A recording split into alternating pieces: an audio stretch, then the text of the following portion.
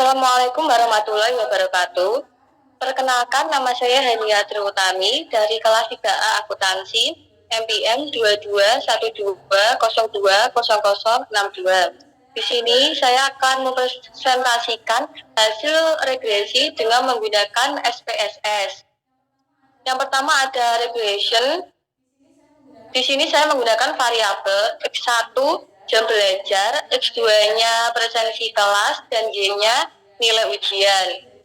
Jadi variabel independennya berisi nilai ujian, variabel independennya berisi jam belajar dan presensi kelas.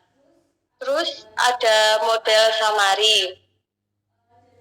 Jadi ini ada kode R yaitu 0,949 menunjukkan hubungan yang sangat kuat antara variabel independen yaitu jam belajar dan presensi kelas dengan variabel independen yaitu nilai ujian. Terus ada kode R square yaitu 0,900. Jadi ini berarti 90%.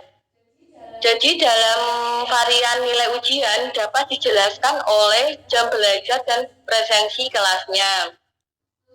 Terus ada kode adjustment R square sebesar 0,888 menunjukkan lebih akurat untuk model dengan lebih dari satu variabel independen.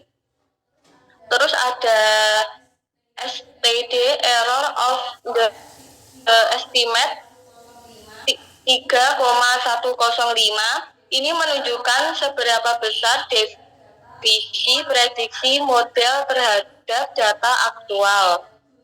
Terus terakhir ada Durbin-Watson sebesar 1,192 menunjukkan ada sedikit kemungkinan autokorelasi pada residual.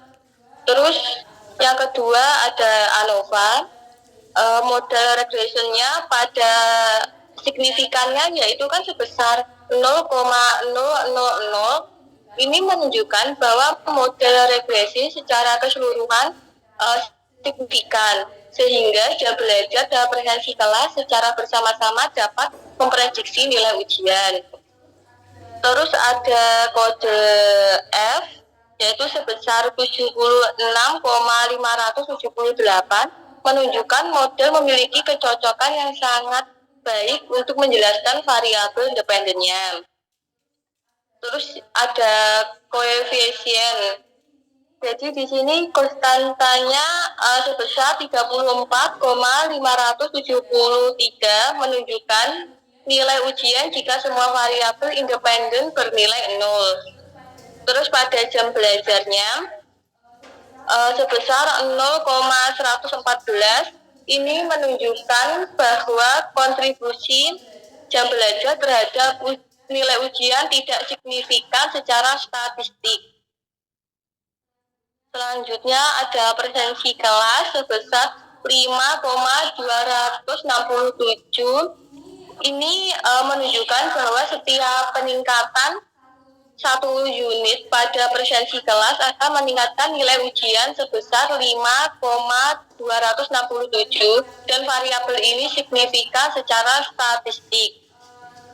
Terus ada tabel bawahnya itu yaitu linearity statistik atau nilai FIF untuk jam belajar ke presensi kelas adalah 1,021 menunjukkan tidak ada masalah multikolinearitasnya. Terus yang keempat tabel collinearity diagonis. Condition indexnya nilai tertinggi adalah 12,256. Angka ini berada di batas moderat tetapi tidak cukup tinggi untuk menandakan masalah serius dengan multikolinearitasnya.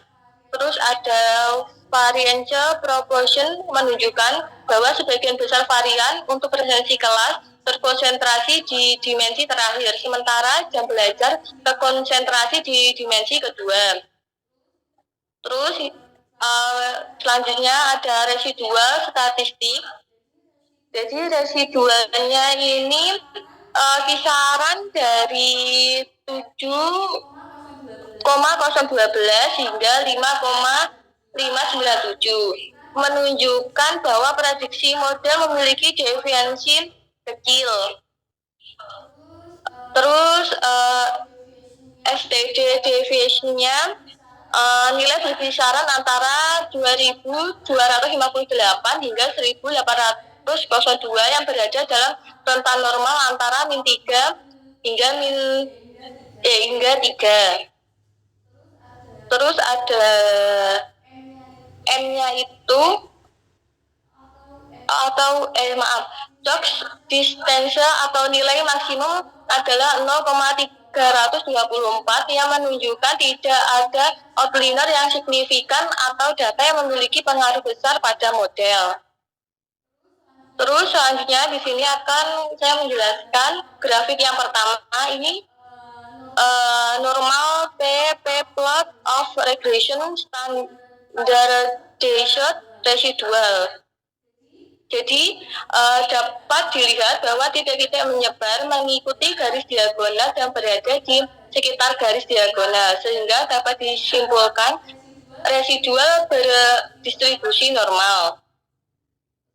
Terus yang kedua, grafik yang kedua ini sketch plot ini menunjukkan titik-titik menyebar secara acak, tidak membentuk pola serta berada di atas 0 dan di bawah 0, sehingga asumsi heterokedastisnya telah terpenuhi. Sekian hasil presentasi yang dapat saya sampaikan. Bila ada salah kata, mohon maaf. Wassalamualaikum warahmatullahi wabarakatuh.